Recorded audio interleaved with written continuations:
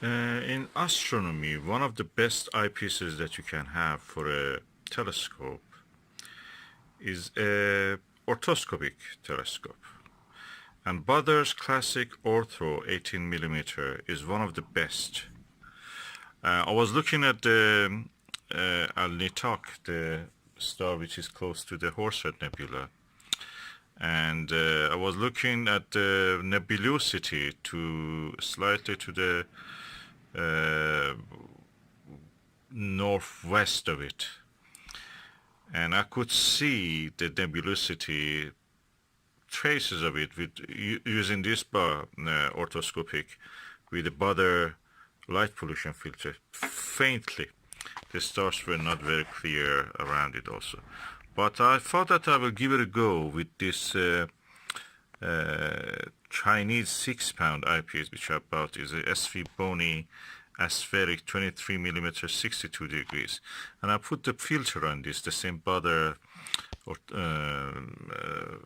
light pollution filter on this, and surprise surprise, the image first doesn't have any distortion. The stars are perfect. Second, the nebula is not a faint fuzzy anymore. It's clear. You can see details. I've seen such details only in my Schmidt-Cassegrain 8-inch one, which is this one here. But here I'm just using a Bushnell Voyager family telescope. It's a clone of the Edmond Scientific Astroscan. It's a 4.5-inch telescope, and it's amazing.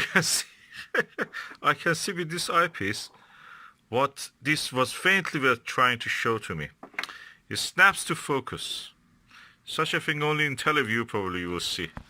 Aspheric has plastic lens partly inside elements, but the rest of it is glass.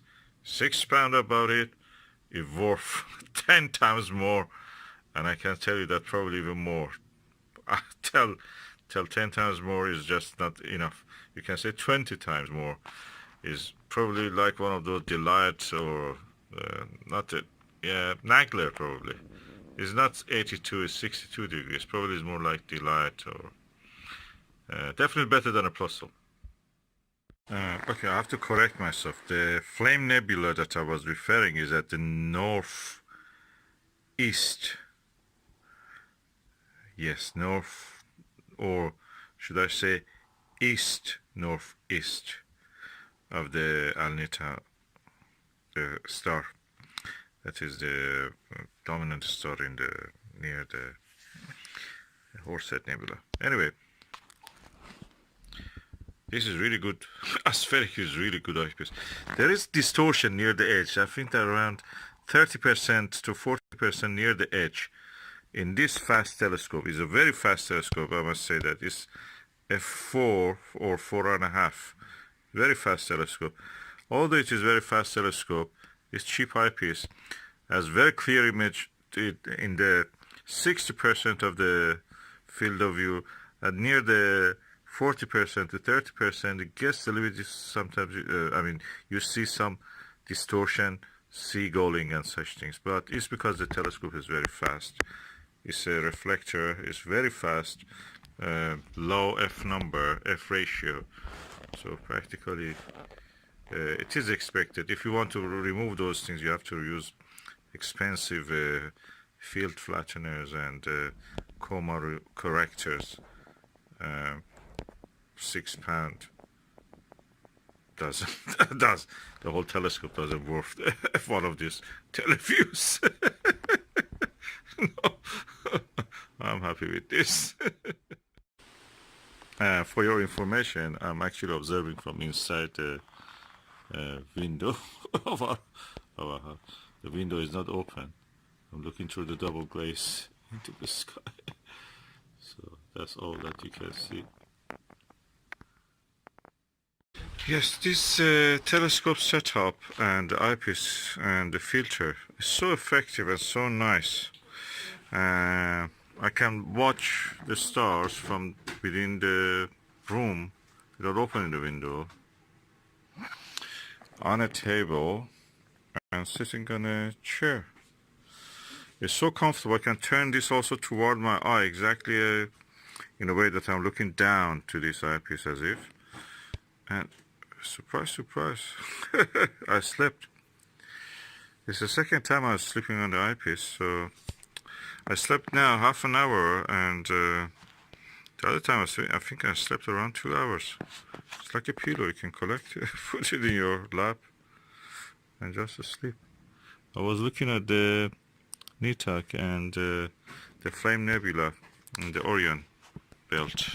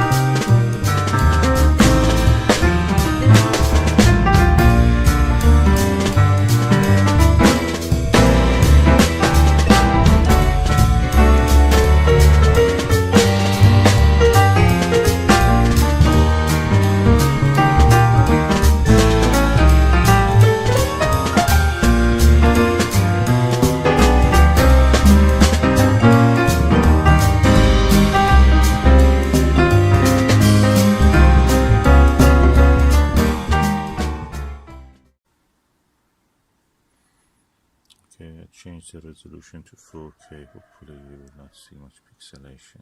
You will see anyway, but not as bad as it was.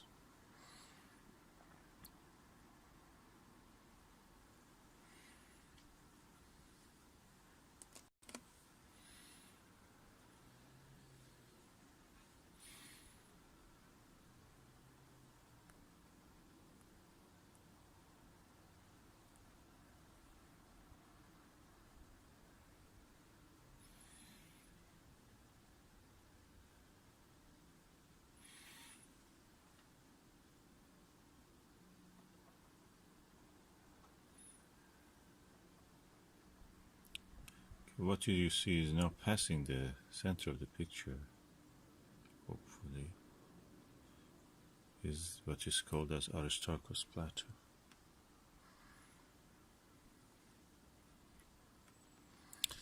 And the light is not very good, and also the clouds are causing a little bit. And you can see the color of it is different. So one of the olivine-rich area. Olivine is a metal that the mineral that exists in the mantle area of the planets. Crust, mantle, core, if you remember. These are the layers of the planets, planetary bodies, which are made of rock or any other thing that has this kind of layering. Any object, differentiated object. Gravitational differentiation. So it's now passing the center, top of the center, above the center. And the brightest spot is the Aristarchus crater itself.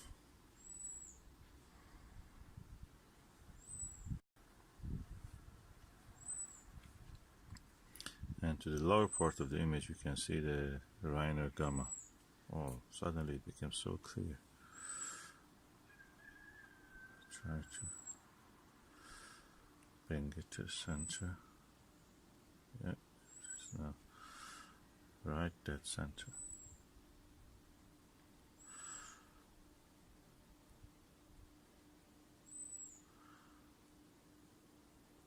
I'm doing all this with my mobile camera, but I use a bracket. It's one of these ones that I bought, Digicam attachment adapter. I bought it from China.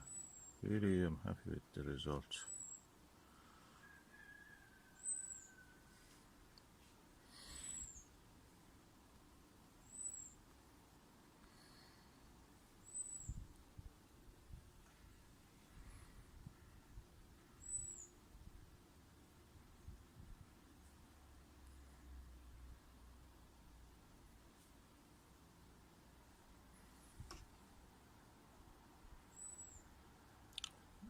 You're looking through the eyepiece directly.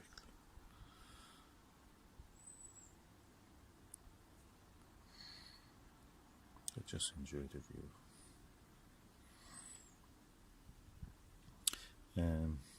Yeah, good as a map. All these lunar features are created by impact. Circular features are called crater. Well, the craters to me are superficial because what you see is the geological feature like mountains, faults, even faults. I've seen some faults, can you believe it, and some thrust faults and faults. You have to look for them. And as my skill in digiscoping increases, I will try to show you more of these features. Aristarchus again is at 2 o'clock, and at 3 o'clock or 3:30 you can see the tiny dot of the Reiner Gamma, that magnetic anomaly. The superficial feature, they say that is because the soil of the moon, the lunar soil in that part, due to the magnetic field, could not be weathered, blackened, darkened by the solar wind, and that's the reason they have remained bright. They deflect the charged particles. You know that charged particles deflect in the magnetic field. So if there is a magnetic field there, although weak, it is working. It's one of the interesting anomalies. You can imagine if you're a science writer, science fiction writer, you can write about that.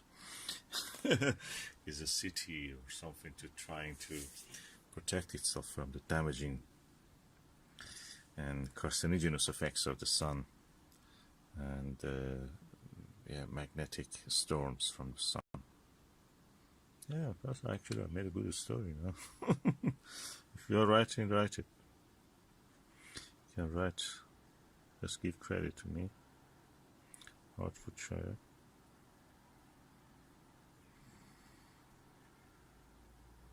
Beautiful, magnificent Caucasus Mountains.